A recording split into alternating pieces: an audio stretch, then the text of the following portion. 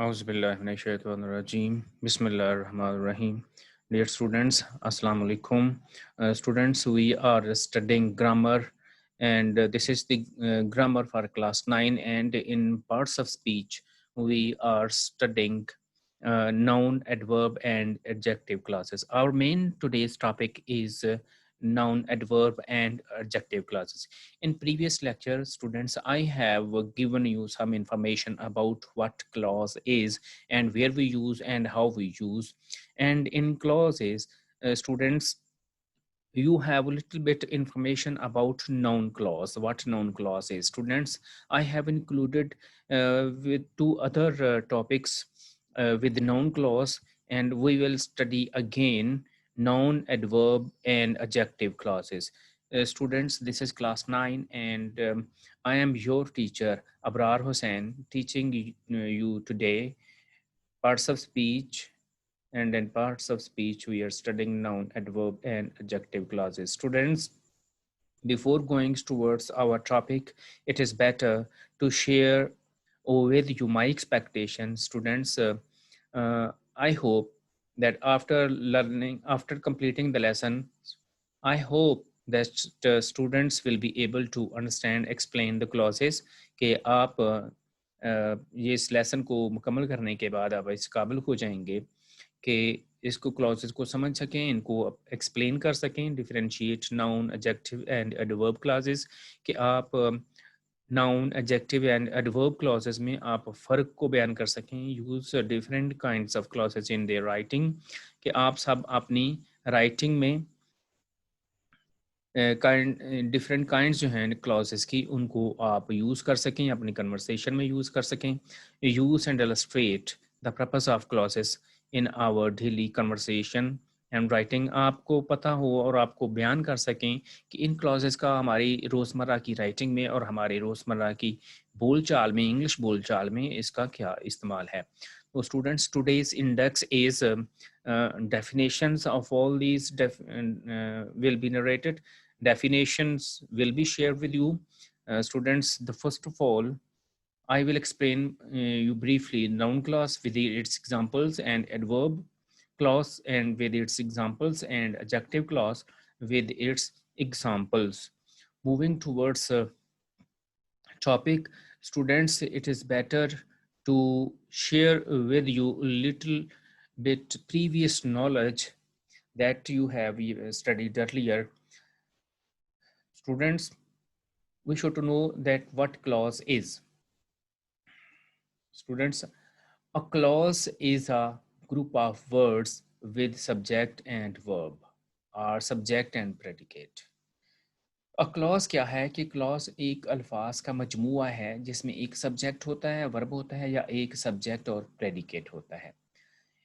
It's 10 subject और predicate को हम पहले भी मैं एक्सप्लेन कर चुका हूँ. Students, you are watching this word, you are seeing this word, the sentence he works very hard. He इसमें सब्जेक्ट है, works very hard इसमें प्रेडिकेट है. keep in mind this. Students, it stands on its own, ये एक ही अकेला ही होता है, and conveys complete sense, और ये मुकम्मल तौर पर ये अपनी मीनिंग को क्लियर करता है. दैट इज कॉल्ड क्लॉज, और इसको हम क्लॉज कहते हैं.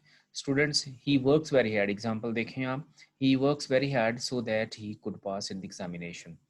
ही वर्क्स वेरी हार्ड, ये एक ही सिंपल क्लॉज है, so that he could pass in the examination, ताकि ये एग्जाम में पास हो सके. अब ये कंप्लीट एक सेंटेंस है और इसमें दो क्लॉजेस हैं. स्टूडेंट्स, जो एक ये क्लॉज है हार्ड तक, एक जो मैंने रेड लिखा है ये एक कंप्लीट क्लॉज है, और so that he could pass in the examination ये एक और क्लॉज है, लेकिन ये कंप्लीट नहीं है, ताकि वो एग्जाम में पास हो सके. अगर आप इस तरह से बात करते रहें तो it would be strange, it would be incomplete in order in regard of grammar. ये ग्रामर के लिहाज से ठीक नहीं होगा, लेकिन ये उस वक्त ठीक होगा जब हम इसको एक मेन सेंटेंस के साथ हम लगा कर जॉइन करके पढ़ेंगे, तो फिर ये बिल्कुल ठीक होगा. तो इस तरह से क्लॉजेस के जो दो हिस्से होते हैं, एक को हम कहते हैं इंडिपेंडेंट और मेन क्लॉज. ये आपके सामने ही वर्क्स वेरी हार्ड, ये एक एज अ ये एज अ सेंटेंस स्टैंड कर सकता है, ये मेन क्लॉज है या इंडिपेंडेंट क्लॉज है, and so that he could pass in examination. ये डिपेंडेंट क्लॉज है या सबऑर्डिनेट क्लॉज हम इसको बोलते हैं।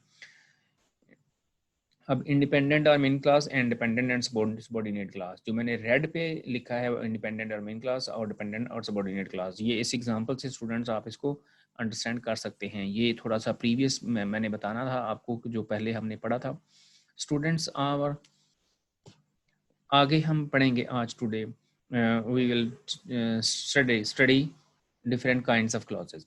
तो students there are 3 kinds of dependent और सबऑर्डिनेट क्लॉजेस।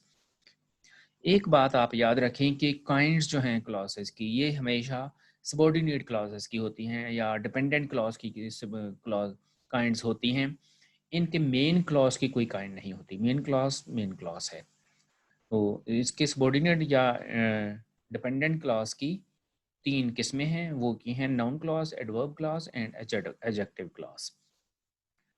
नाउन क्लॉज क्या है? नाउन को और ज़्यादा डिफाइन करता है। एडवर्ब क्लॉज क्या है कि ये वर्ब को या एडजेक्टिव को और या वर्ब को डिफाइन करता है। एडजेक्टिव क्लास ये नाउन के मतलब और ज़्यादा इन्फॉर्मेशन नाउन को ज़्यादा एक्सप्लेन करता है। वो आगे देखते हैं कि what noun class is. A noun class is a type of dependent और सबऑर्डिनेट क्लास। ये जैसे कि पहले मैंने आपको बताया कि नाउन क्लास ये एक डिपेंडेंट क्लास होता है, सबऑर्डिनेट क्लास होता है, लेकिन इसका फंक्शन क्या है? That functions as a noun in a sentence. ये फंक्शन में ये इसका फंक्शन है कि ये सेंटेंस में नाउन का काम देता है। आगे देखें, a noun clause always contain a subject and a verb. और इसमें नाउन क्लॉज में भी यानी सबऑर्डिनेट क्लॉज में भी एक सब्जेक्ट और एक वर्ब होता है। However it can not stand alone as a complete sentence. लेकिन ये मुकम्मल तौर पर एक सेंटेंस नहीं होता। Noun clauses are used to name something when a single word is not enough. ये क्लॉज नाउन क्लॉज हम उस वक्त यूज करते हैं कि जब एक वर्ड उसमें वर्ड एक्सप्लेन करने के लिए काफ़ी नहीं होता, हमें अपनी बात को करने के लिए और ज़्यादा वर्ड्स यूज़ करने पड़ते हैं जो नोन को एक्सप्लेन करते हैं। He knows what to said. He knows क्या जानता है वो, व्हाट टू सेड कि क्या कहना है। अब ये इसके साथ लिंक्ड है, ही के साथ। ही यहाँ पे एज अ सब्जेक्ट यूज़ हुआ है, तो what to know what to said इसको ये एक्सप्लेन कर रहा है। स्टूडेंट्स और एग्जांपल्स देखें आप। Examples of noun clause. Noun clause is used in sentences, sorry ये स्पेलिंग गलत लिखे गए, सेंटेंसेस ये एज सब्जेक्ट ऑफ वर्ब। इसको हम सेंटेंसेस में सब्जेक्ट ऑफ वर्ब के तौर पे यूज करते हैं। What he said surprised me a lot. What he said surprised me a lot as a subject use हुआ है, यानी जो कुछ उसने कहा मेरे लिए हैरानगी की बात थी। इसको ये ऑब्जेक्ट ऑफ वर्ब भी होता है। He did not know why the machine was not working, कि मशीन क्यों नहीं काम कर रही थी। ऑब्जेक्ट ऑफ वर्ब यानी वर्ब क्या है यहाँ पे? नो, इसके ऑब्जेक्ट के तौर पे ये इस्तेमाल हुआ है, लेकिन it is more defining more noun. He is the owner of that blue car, object of preposition. Of that blue car, of यहाँ पे he is the owner of that blue car. ये ऑफ का object है, preposition का object है। Of यहाँ पे preposition है, that tells place of noun, और इसका ये ऑब्जेक्ट है। तो स्टूडेंट्स इसमें आपने ये पहले भी आप देख चुके हैं, इसमें आपने देखा कि हम नाउन को वहाँ पे इस्तेमाल करते हैं कि जहाँ पे नाउन के मतलब को कुछ ज़्यादा बताने की ज़रूरत होती है। He is the owner, owner किसका? Noun of that blue car. He did not know why the machine was not working. What he said surprised me a lot. Students, these uh, examples of noun will clear, examples of noun clause will clear your thought about and understanding about the noun clause. And next is adverb clause. Students adverb clause are type of dependent clause, यानी ये मैंने पहले आपको बताया कि जितने भी non ये क्लॉजेस हैं ये काइंड्स इसकी हैं, ये डिपेंडेंट क्लॉजेस की हैं, तो इसलिए मैंने रिवाइज करने के लिए दोबारा लिख दिया। Adverb clause, a type of dependent clause, is a group of words with a subject and predicate that functions as adverb in a sentence. यानी सेंटेंस में ये एडवर्ब का काम करती है। नाउन क्लॉज जो है वो सेंटेंस में नाउन का काम करता है, एडवर्ब जो है वो एडवर्ब का काम करता है। तो स्टूडेंट्स आपको नाउन, एडवर्ब एंड एडजेक्टिव की डेफिनेशंस पहले से पता होनी चाहिए कि नाउन क्या है। नेमिंग वर्ड्स हैं, नेम्स हैं चीज़ों के, जगहों के नाम, इंसानों के नाम, उनके मतलब कुछ ज़्यादा एक्सप्लेन करना हो तो उसके लिए noun. Noun clause, adverb, adverb को ज़्यादा एक्सप्लेन करना हो तो उसके लिए एडवर्ब क्लास। ये just like adverbs they answer the question. जिस तरह से हम सिंपल हम एडवर्ब पढ़ें तो एडवर्ब में adverb are the answers are when, where and how, ठीक है, व्हाई। और इसी तरह से ये डब्ल्यू क्वेश्चन वर्ड्स जो होते हैं उनके आंसर ये एडवर्ब क्लास देते हैं, लेकिन क्लास के तौर पे इस्तेमाल हुए हों, एडवर्ब के तौर पे नहीं, सिर्फ एडवर्ब क्लास के तौर पे इस्तेमाल हुए हों। टू डिस्क्राइब टाइम, ये किस लिए इस्तेमाल होते हैं? To describe time, manner, place, reason, condition, purpose, और it begins with subordinate conjunctions. ये सबऑर्डिनेट कंजंक्शंस के तौर पर भी इस्तेमाल होते हैं। जैसे सबऑर्डिनेट कंजंक्शन कौन से हो सकते हैं? बिकॉज, आफ्टर, बिफोर, ठीक है, ज़्यादा एग्जांपल्स नहीं। The show will start after the sun goes down, यहाँ पे आफ्टर जो है टाइम के तौर पे इस्तेमाल हुआ है। द शो विल स्टार्ट, ये after the sun goes down, कब स्टार्ट हुआ? ये उसका आंसर है after the sun goes down. Will start ये वर्ब है, it is defining more about the verb, this clause is defining more about the this verb start. She acted as it was a joke.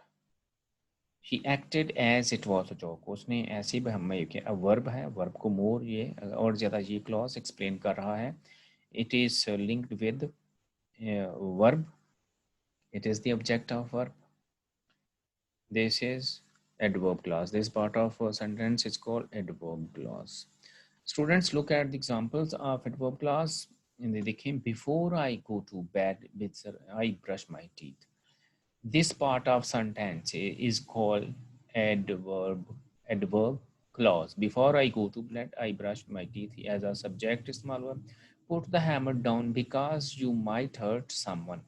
क्योंकि because you might hurt someone, this is subordinate clause, and because it is showing reason. Because reason इसमें explain हो रही है, तो ये adverb clause है। I will give you a cookie if you clean your plate. Condition, I will give you a cookie, मैं तुम्हें इसकी बिस्किट दूंगा, if you clean your plate, अगर तुम अपनी बिस्किट साफ कर दो तो। Since he has long hair, contrast, since he has a long hair, he wears a ponytail. वजह, reason, he ate vegetable in order that he could stay healthy. Reason, he ate vegetable in order that he could stay healthy. वो vegetables खाता है ताकि ज़्यादा healthy रह सके। अब ये सेंटेंसेस, ये that he could stay, he, since he has a long tail, और if you clean your plate, and because you might hurt, and before I go to bed. Students, these are the examples of adverb clauses. adverb clause में ये जुड़े हुए हैं, adverb clause ये main clause के साथ जुड़े हुए हैं। मेन क्लॉज को मज़ीद डिफाइन करने के लिए ये आगे इस्तेमाल हो रहे हैं, एडवर्ब क्लासेस इस्तेमाल हो रहे हैं। एडवर्ब क्लासेस को अगर हम सिंगल देखें तो इनके मानी कुछ भी नहीं हो सकते, क्लियर ही नहीं होंगे, पता ही नहीं चलेगा। Okay, moving towards next topic. Our next topic is adjective clause. Students, what adjective clause is? Adjective clause is a group of words, forget to write words, which does the work of an adjective. Adjective clause is a group of words which does the work of an adjective. It begins usually with relative pronouns. ये relative pronoun कौन से होते हैं? Who, whose, which, that, whom वगैरह, ये इनसे शुरू होते हैं। और ये these adjective clause does the job of adjective. Adjective हैं तो ज़ाहिर है एडजेक्टिव क्लॉज इनको कहेंगे कि ये अल्फाज का मजमूआ है जो सेंटेंस में एडजेक्टिव का काम देते हैं, और ये आमतौर पर रिलेटिव प्रोनाउन से शुरू होते हैं। ही वियर्स रेड शर्ट, वो रेड शर्ट पहनता है। ये आपके सामने एक सिंपल सेंटेंस अंडरलाइन में किया हुआ, शर्ट ये नाउन है, रेड इसको एडजेक्टिव क्वालिफाई कर रहा है। ये पूरा नाउन है, ये रेड इसमें एडजेक्टिव है, इसको ये अंडर हाईलाइट मैं अभी करके आपको ये दिखाता हूँ कि this part of sentence, this is red shirt.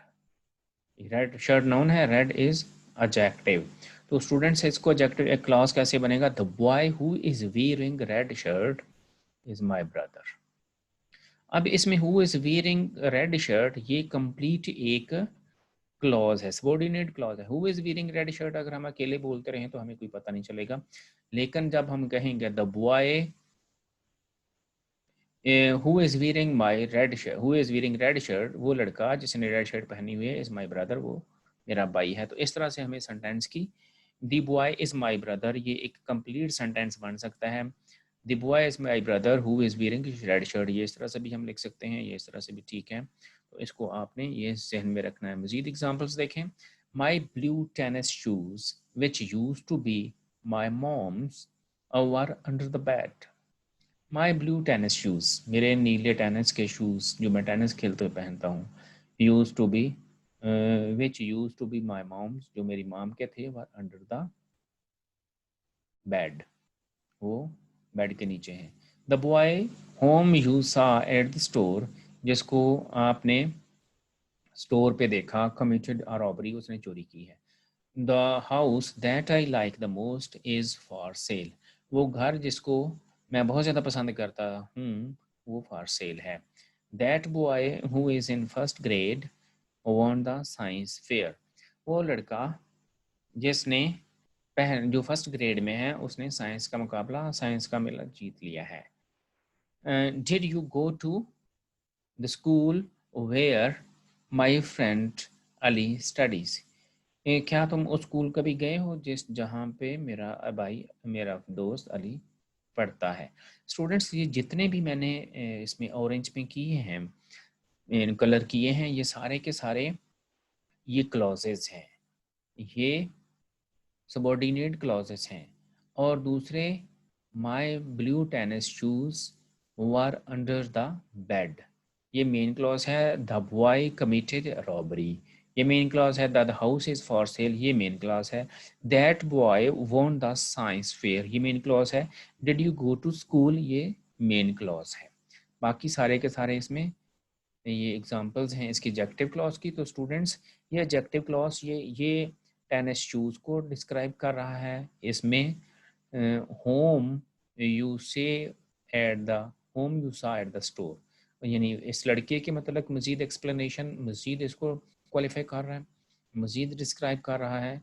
तो एडजेक्टिव क्या होता है? विच डिस्क्राइब्स अ नाउन, ये नाउन को मज़ीद डिस्क्राइब कर रहा है, इसके मतलब इजाफी बात बता रहा है। द हाउस, ये भी इसके मतलब इजाफी बात, ये भी इसके मतलब, और ये भी नाउन के स्कूल के मतलब इजाफी बात बताई जा रही है। तो ये सारे के सारे एग्जांपल्स हैं एडजेक्टिव की। Students I hope that not much, a little bit you might have understood. Students, we will move towards next. This is exercise I have prepared for you. These are some sentences, and students underline the clauses and tell the kind of each. ये आपको students एक sheet की शक्ल में भी मिल जाएंगे। आपने इसको एक तो अंडरलाइन करना है, इसमें जो क्लॉजेज हैं, जो क्लॉजेज जो सबॉर्डिनेट क्लॉज है, मेन क्लॉज को अंडरलाइन नहीं करना, जो सबॉर्डिनेट क्लॉजेज हैं उनको आपने अंडरलाइन करना है।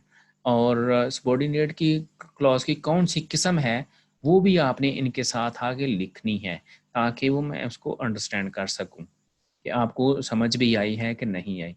ये 5 ये हैं और स्टूडेंट्स ये 5 ये हैं, ये टोटल 10 सेंटेंसेस हैं।